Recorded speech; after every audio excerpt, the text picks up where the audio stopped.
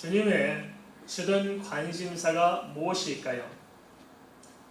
주님께서는 우리를 대하실 때 무엇을 생각하고 무엇을 원하며 무엇을 바라보실까요? 우리는 성경을 통해서 주님의 관심이 무엇인가를 잘 알 수 있으리라 생각합니다. 이는 앞서서 요한복음 10장 10절에서도 뭐라 말씀하시냐면은 주님의 관심은 양으로 생명을 얻게 하고 더 풍성히 얻게 하는 것이라고 분명하게 언급하고 있습니다. 이 말이 무슨 말입니까? 지금서 우리 보면서 가지고 있는 관심은 첫째는 뭐냐? 우리가 영원히 구원받는 것입니다. 그리고 구원받은 영혼이 나아가서 이 땅에서 주님과 더불어 살아가면서 그 삶이 좀 풍성해지는 것들, 제 은혜로 풍성한 삶을 살도록 하신 것이 주님의 뜻이라는 것입니다. 이것은 지극히 당연한 것입니다. 한데 우리는 반대로 생각합니다. 이것은 어쩌다 주어지는 것이고 우리는 그냥 늘 고달프게 살아가면서 가끔씩 이런 은혜를 누릴 수 있다고 생각하는 것입니다. 그러나 이런 생각이 바로 우리를 병들게 만들고 우리를 가둬놓고 있습니다. 그래서 빠져나와야 됩니다. 이건 절대 성경이 말한 것이 아닙니다. 성경은 진리를 알지니 진리를 자유롭게 하라고 말씀하고 있습니다. 예수 그리스도를 만나서 진정으로 우리가 건넌 순간 모든 세상의 껍질, 사망과 죄악의 껍질에 빠져나와서 우리는 하나님의 은혜 가운데 사는 것입니다.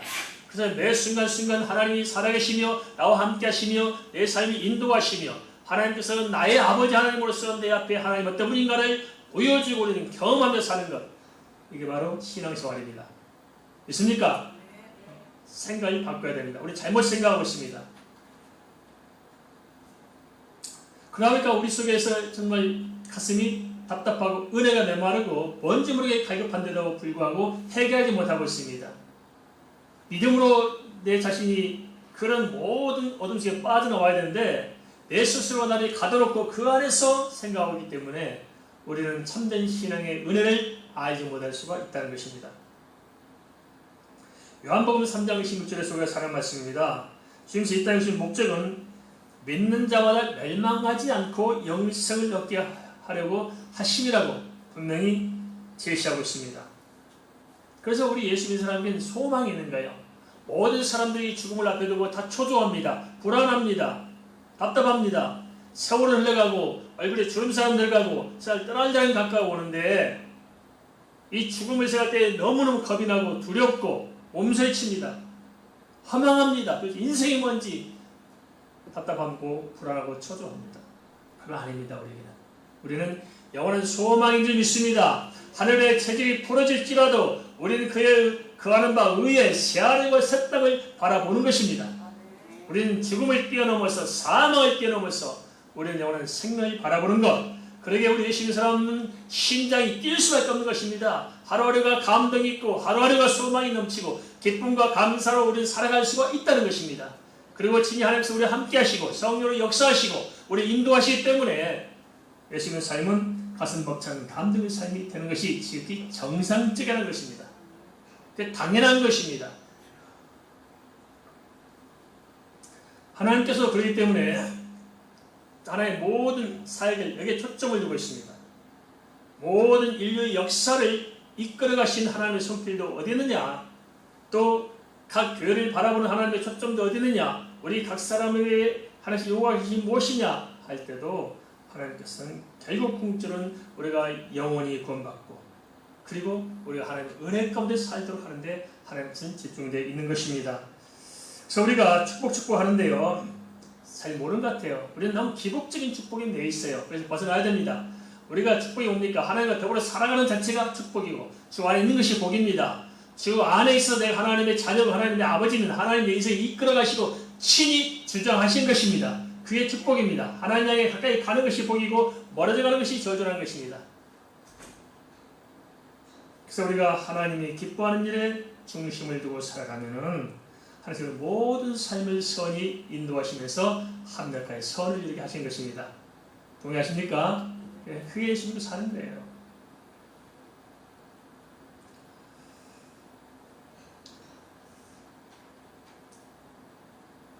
한데 문제는 그 은혜를 알지도 못하고 관심도 없고 노철고 살아가면서도 왜 그런지를 모르는 데 있다는 것입니다. 좀 알아야 되는데 심령은 갈수록 콜콜하고 답답하고 뭔가 모르게 뭔가 매는 같고 진리 같은데 왜 그런지도 모르고 그래서 빠져나오는 길도 모른 채 살아가고 있는 것이 우리의 현실 아닐까요?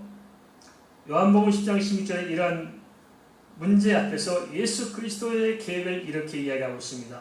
또 이 우리에 들지 아니한 다른 양들이 내게 있어 내가 기도하여야 할 테니 그들도 내 음성을 듣고 한 무리가 되어 한 목자에게 있으리라. 주님의 목적 뭡니까? 한 우리 안에서 주님의 음성을 듣고 주님 안에서 살아가는 것을 주님께서는 원하고 그런 계획을 가지고 그런 선한 뜻 가운데 우리를 바라보고 계시고 우리 함께하기를 원하신다는 것입니다. 그런데 여기에 뭐가 나옵니까? 우리 안에 들지 아니한 다른 양이 있다는 거예요. 우리 안에 들지 않는 양. 우리 안에 들지 아니한 양이란 무엇일까요? 이들은 하나님께서 선택하기 원하셨고 작정하셨습니다. 그럼에도 불구하고 아직 복음을 듣지 못하거나 복음을 들으려고 하지 않는 우리 밖에 방황하는 양이 있다는 거예요. 지금도 지구촌에는 복음을 듣지 못한 영혼들이 참 많습니다.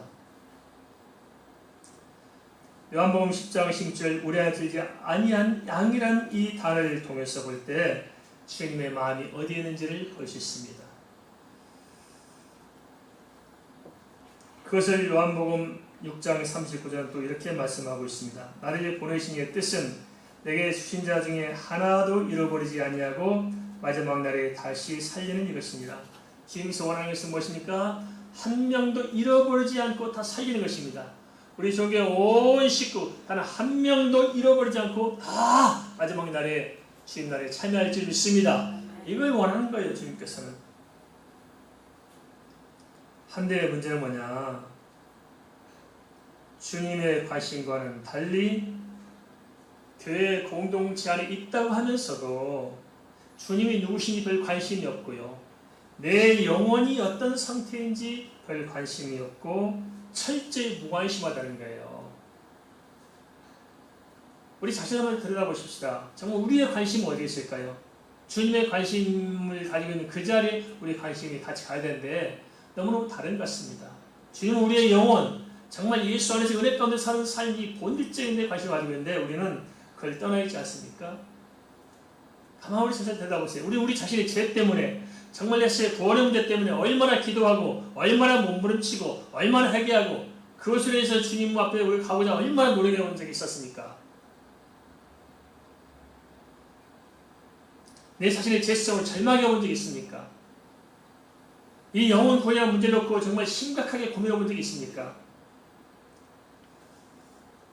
그런데 많은 사람이 그렇게 살면서도 불구하고 우리는 이런 데 별 관심을 가지 않고 우리 현실에만 가 있습니다. 내 생명, 주님은 우리의 생명을 보고 계신데 우리는 생명에 관심이 없고 우리 의복에만 관심이 있지 않느냐 하는 것입니다. 하지만 주님께서는 모두 다 주 예수 그리스도의 음성을 듣는 자리에서 한 우리에 들어오기를 바라고 계신 것입니다. 여기에 우리가 눈을 좀 떴으면 좋겠습니다. 한 가지 여쭤보겠습니다. 하나님께서 정하신 구원이 쉬울까요? 어려울까요? 구원이 어렵게 느껴져요? 쉽게 느껴져요? 하나님께서 우리에게 주신 구원은 정말 쉽습니다. 우리에게 뭔가를 해야 구원받는다 했다면 우리는 정말 구원이 심각하게 어려울 수 있어요. 이건 너무너무 쉽습니다. 우리에게 아무것도 요구하지 않습니다. 만약 우리에게 어떤 돈을 요구했다거나 명예를 요구했다거나 어떤 신분이 어떤 좀 탁월해야 구원받는다 한다면 누가 구원을 얻을 수 있을까요? 뭐 주에게 열심히 뭘 해야 된다면 몸에 힘이 약한 사람 어떻게 구원을 얻을 수 있을까요? 못해요. 그러나 주님은 아무런 조건도 없습니다. 그런데 한 가지만 제시하고 있다는 거예요. 뭐냐? 믿으라는 거예요. 믿으라. 믿는 것은 마음이 있는 사람도 믿을 수 있잖아요.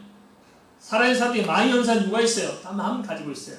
마음으로 믿으면 되는 게 너무너무 쉬워. 너무 쉽고 너무 쉬워서 오히려 어렵게 생각하는 거 아닌가 모르겠습니다. 모든 것은 예수님께서 다 준비해 주셨어요. 구원을 얻으시는 건 다 해결해 놓고 오직 한 가지 그 사실을 믿기만 하면 구원받는다고 하셨으니까 얼마나 쉽습니까? 세상 종교와는 다릅니다. 종교는 인간이 스스로 구원 얻도록 하려니까 얼마나 복잡하고 힘들어요. 그죠? 머리도 깎아야 되고 손에 기름 발라가지고 손가락도 태워야 되고 얼마나 힘들겠어요. 그러나 주님께서는 그런 걸 요구하지 않습니다. 믿기만 하면 됩니다. 왜 그렇게 하셨을까요? 왜냐하면 사람들은 스스로 구원 얻기에는 전적으로 무지하고 전적으로 부패하고 전적으로 무능력하기 때문에 그렇습니다. 이렇게 말하면 사람들 좀 반감이 생기잖아요. 우리가 뭐가 무능력하냐? 우리가 뭔 타락했냐? 난 죄 안 지고 살아왔는데. 아닙니다. 물론 사람의 지능과 지식과 지혜는 인류 문명을 통해 입증되었지 않습니까? 창대한 문명을 우리가 이루어왔습니다. 그리고 나름대로 또 도덕적으로 윤리적으로 바르게 산다는 사람들이 어떻게 한둘이 계십니까? 하지만 하나님의 관점에서 구원이라는 문제를 놓고 생각할 때 이 눈에 보이는 현상의 세계가 아니라 보이지 않는 하나님의 다른 차원의 세계를 생각할 때 우리가 그 입장에서 영적인 문제를 바라볼 때 우리는 전혀 아니라는 거예요. 인간은 전적으로 무지하고 전적으로 부패하고 하나님의 찬란한 의 앞에 서기는 인간은 너무나 제약된다는 사실, 이것을 우리가 부인할 수 없을 것입니다. 그래서 하나님께서 어떻게 구원 얻게 하느냐? 인간으로부터 출발되게 하신 것이 아니고 하나님께로부터 출발해서 하나님의 은혜로 되어지도록 만들어 주셨는데, 구원은 오직 성령으로부터 시작됩니다. 성령의 은혜 안에서 하나님께서 이끌어 주신 대로 예수 그리스도의 복음을 깨닫고 믿음으로 말미암아서 구원받도록 하신 것입니다. 내가 믿어서 된다는 것이 아닙니다. 성령께서 믿도록 열어주셔야 하는 것입니다. 성령께서 시작하신 것입니다. 우리로 시작된 것이 아니고 하나님의 계시의 말씀을 깨닫고 믿을 수 있도록 하나님 은혜 안에서 성령이 열어주실 때 우리가 믿을 수 있습니다.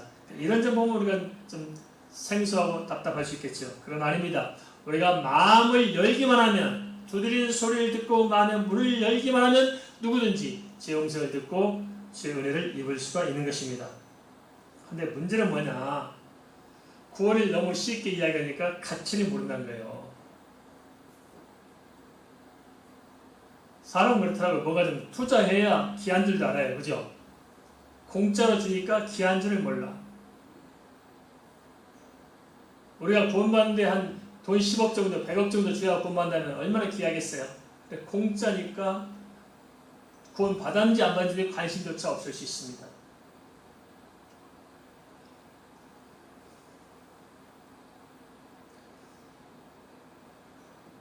갈라디아서 3장 26절, 아고서 2장 8절 말씀. 구원은 하나님 편에서 우리에게 그냥 공짜로 주셨어요. 그죠? 공짜로 주셨어요. 그래서 우리는 공짜로 받았어요. 그렇지만은 가만히 생각해 보십시다. 우리가 받은 이 구원을 우리가 받기까지 하나님께서 치르신 것은 뭘까요? 하나님께서는 이미 엄청난 일들을 이루어 놓으셨다는 거예요. 예수 그리스도를 언약해서 그분이 오셔서 고난받으시고 십자가에 죽으시고 부활 승천하시고 그 모든 것을 통해서 우리를 계속하고 구원 얻도록 하신 하나님께서 이 하신 일은 어마어마한 일들을 하나님께서 하신 것입니다. 하나님이신 예수께서 이 땅에 오셔서 인간의 몸을 입고 대신 죽어주셨다. 내 당할 모든 고난을 십자가에서 당하셨다. 그런 말미암아 우리가 믿음으로 구원을 얻는 것입니다. 그럼 우리 구원이라는 게 값싼 겁니까? 귀한 겁니까? 그렇죠. 상상할 수 없는 거지 않습니까? 우리가 받은 구원이. 그런데 그것을 실감하지 못하고 있는 것이 아니냐. 이게 바로 우리의 문제가 아닌가 싶습니다.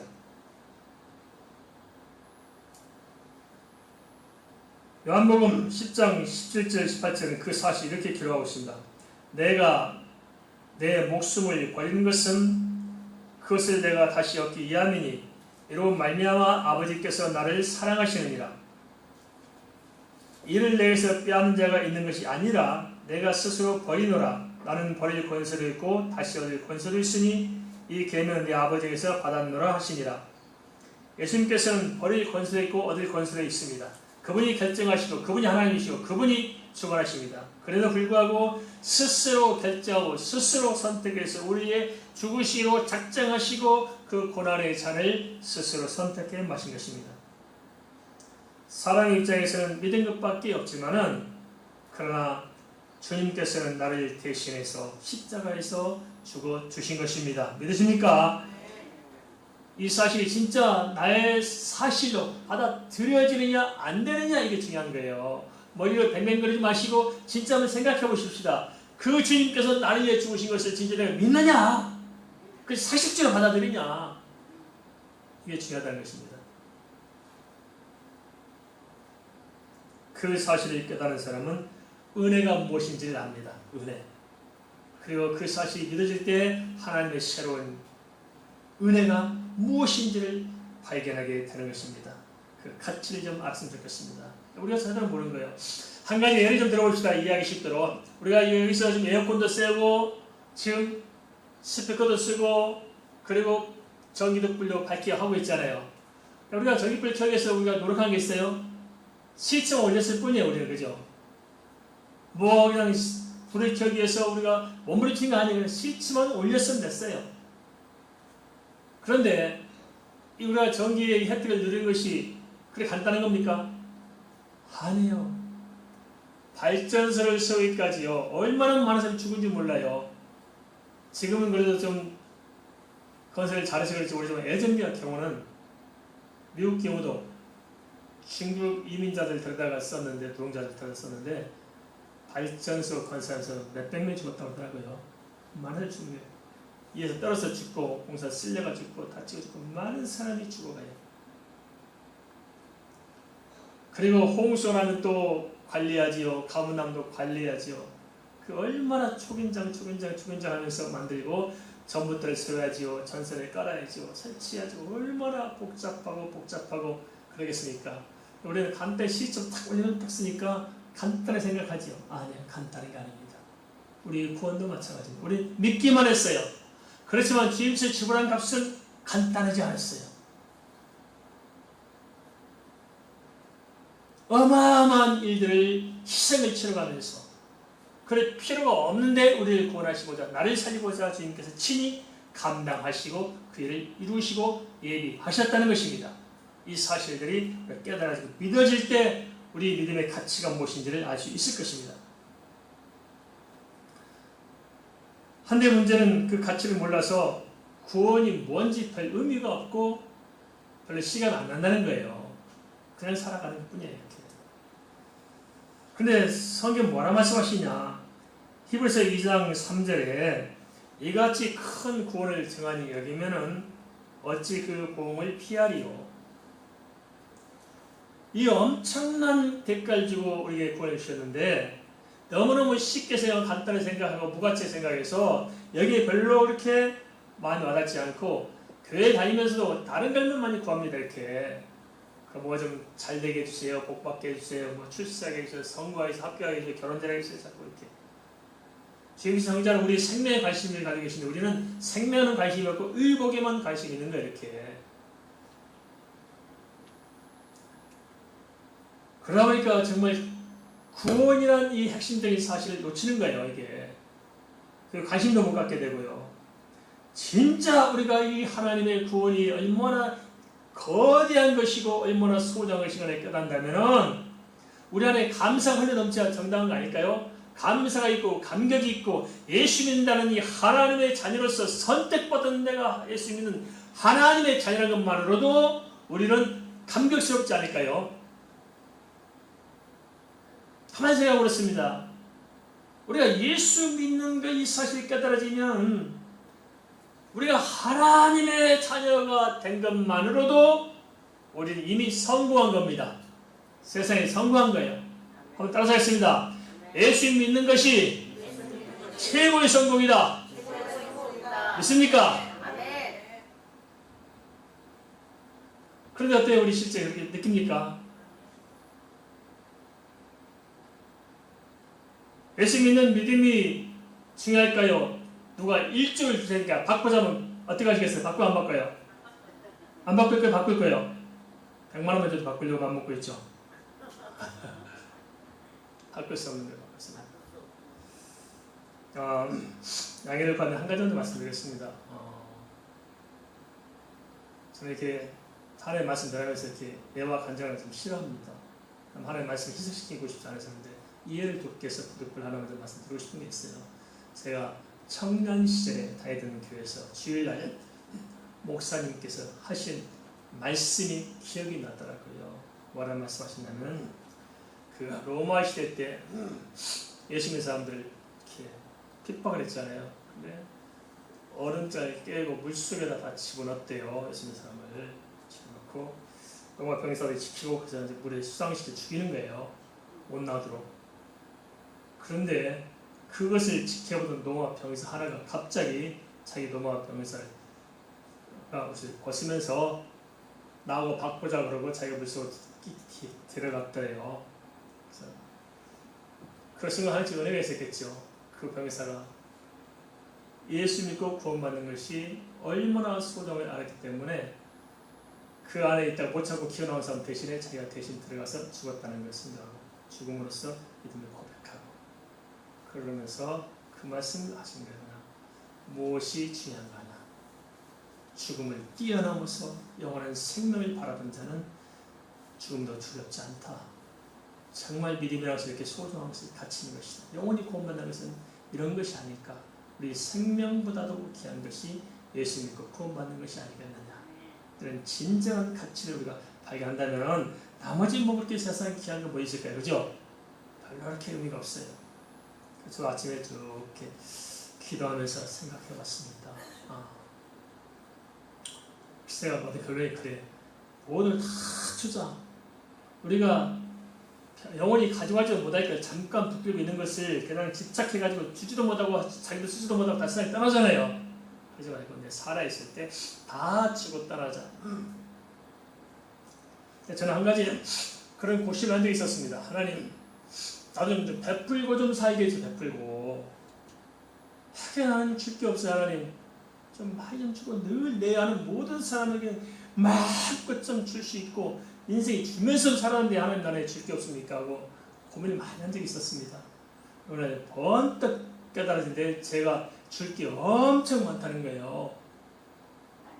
뭘까요? 어떻게 잘하세요? 근데 번뜩 복음이 그렇더라고요. 복음은 보내면 보낼수록 또 생수가 솟아서 주어도 끝이 없을 수 있는 것이 하나의 복음이 있더라고요. 할렐루야.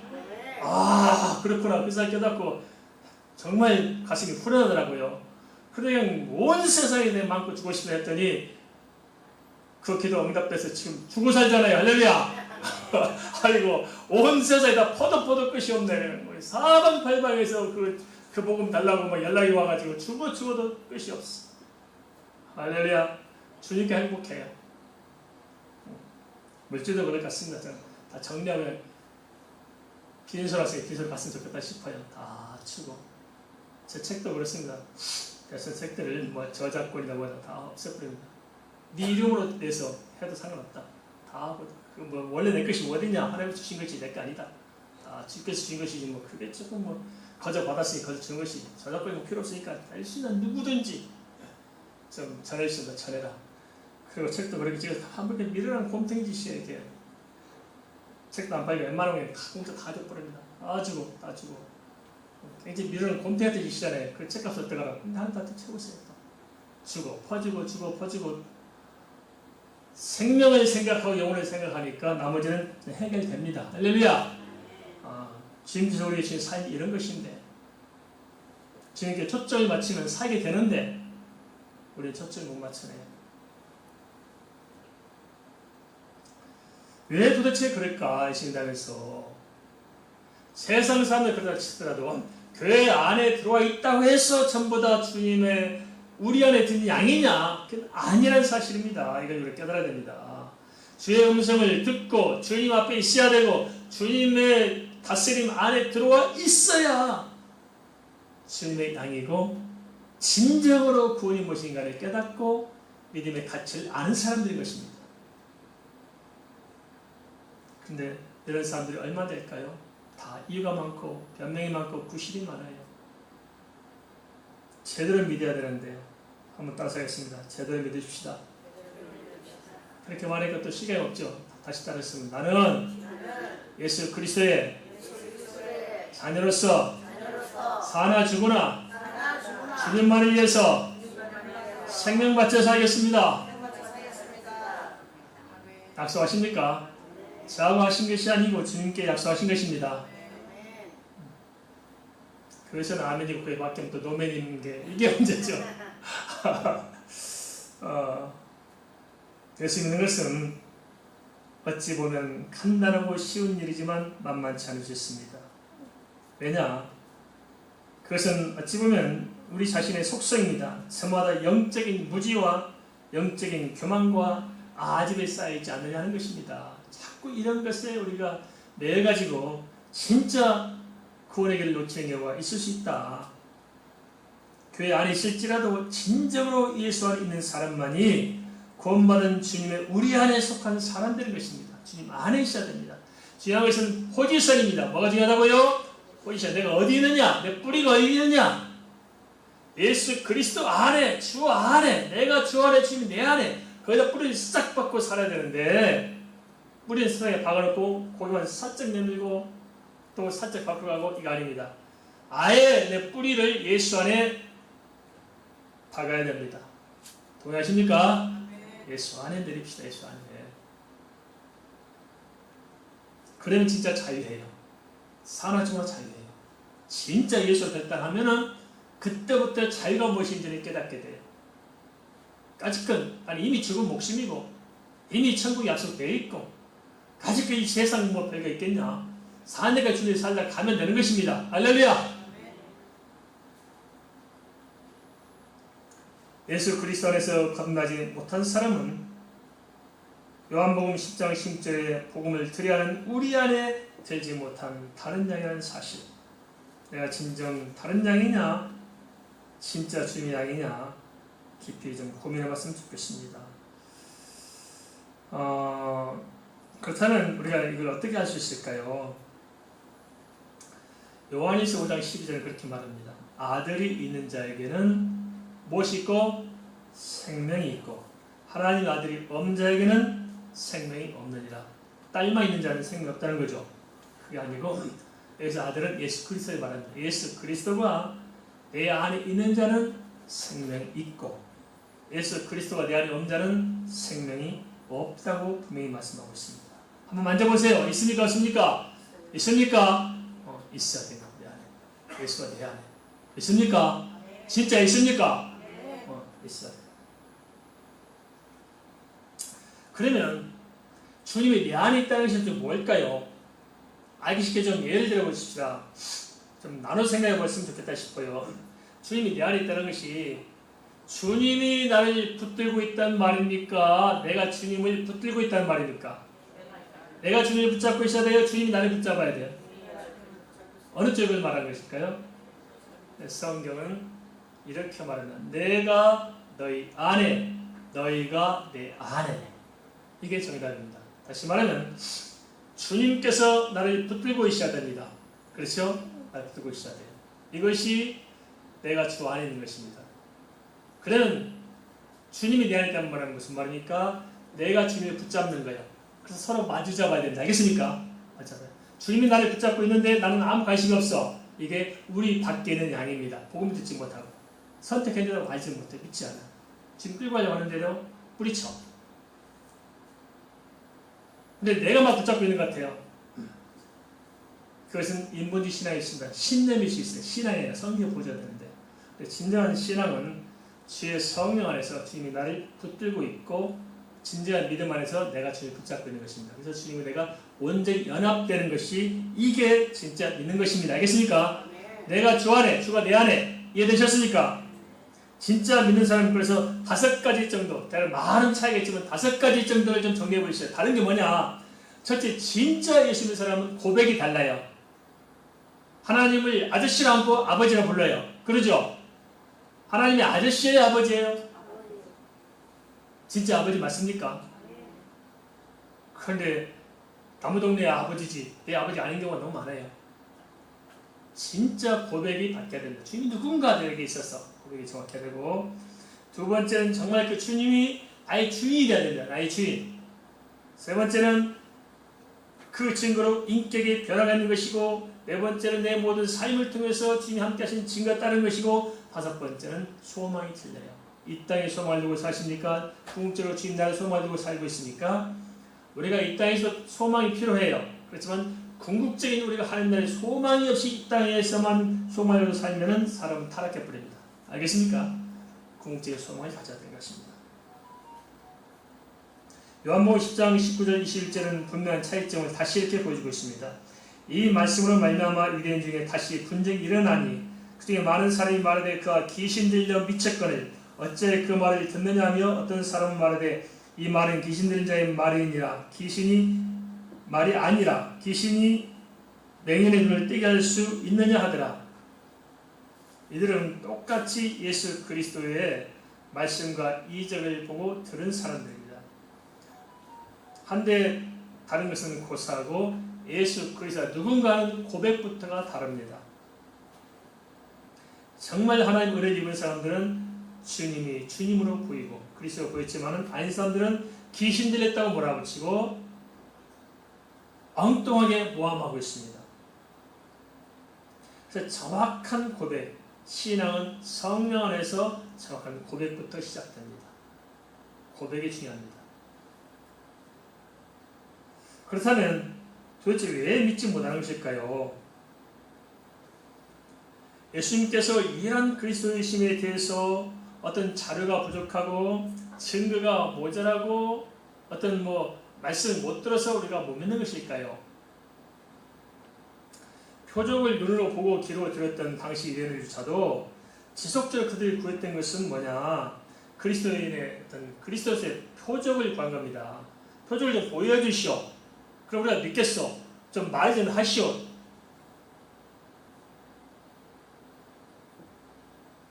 요한복음 10장 22절 24절은 그런 답답한 현장을 이렇게 담아내고 있습니다. 예루살렘에 수원절이 이르니 때는 겨울이라. 예수 성전인 솔로몬 행각에서 거니시니 유대인들이 예호스다고 이르되 당신이 언제까지나 우리의 마음을 의혹하게 하려 하나이까? 그리스도이면 밝히 말씀하소서 하니, 그들이 시대한 이유가 뭐예요? 증거가 부족해서입니까? 좀 왜 우리 미혹하냐? 그리스도라면 밝히지 말하라. 그러면 그때까지 주님께서 그리스도이신 표적이 없었고 말씀 안 하셨을까요? 했어요. 우리가 기록된 성경은 필요한 것만 기록되어 있지, 매일매일 주님께서 행하신 일들이 주님께서 그리스도이심을 말씀하신 것이었고, 주님께서 그 증거로 여러 가지 이적을 통해서 그 말씀을 말씀대로 하셨잖아요. 말씀을 통해서 증거가 그리스도이심을 나타내도록 했고, 증거를 통해서 말씀이 사실임을 입증했잖아요. 우리가 요한복음 10장이 상황에 오기 이전만 하더라도 얼마나 많은 이적이 있었습니까? 물이 변해 포도주가 되고, 바다를 걸어오고, 또 각종 병자를 고치고, 오비에 기적이 있었고, 주님께서 그리스도이심을 친히 말씀하셨고, 세례요한이 증거했고, 제자들이 증거했고, 다 증거했고 전부 다 알려져 있잖아요. 그런데도 그들은 계속해서 증거가 뭐냐? 분명하게 말하라. 자꾸 요구합니다. 그래야 우리가 어떻게 하지? 왜 그렇게 우리를 미혹하기만 하느냐? 그렇습니다. 그래서 주님께서 이런 점들을 보고 너무너무 답답하셨을 거예요. 그래서 뭐라 말씀하시냐면 마태복음 12장 9절, 마태복음 16장 4절에서는 그렇게 기록하고 있습니다. 요나의 표적밖에 더 이상 보여줄 표적이 있다 없다? 없다. 그래서 결국은 요나의 표적을 남겨놨어요. 그래서 요나가 물고기 뱃속에서 4일 밤낮 있다가 나와서 다시 살아난 것처럼 내가 성전하리라. 내가 4일 만에 다시 지으리라. 그 표적을, 정확한 표적을 보여주셨습니다. 천지가 창조한 것과 비슷한, 하나님이 죽었다 살아나는, 육신이 죽었다 살아나는 역사를 그렇게 보여줌으로 말미암아서 예수께서 그리스도이심을 명확하게 보여줬잖아요. 그리고 이 사실은 지금도 기록되어 있습니다. 역사와 신화의 차이점은 문서의 차이점이 있습니다. 신화는 뭐냐면 기록된 문서가 없습니다. 신화입니다. 그죠? 우리 단군 신화 문서가 없잖아요. 그냥 구전되어 온 것뿐이에요. 그러나 역사는 뭡니까? 사실적으로 기록된 문자로. 그러면 이 문자가 언제부터 시작됐을까요? 우리나라는 뭐 다란이가 하면서 문자를 이야기하고 있잖아요. 그렇지만 실제는 수메르 시대부터, 바벨론 수메르 시대부터 문자가 있었습니다.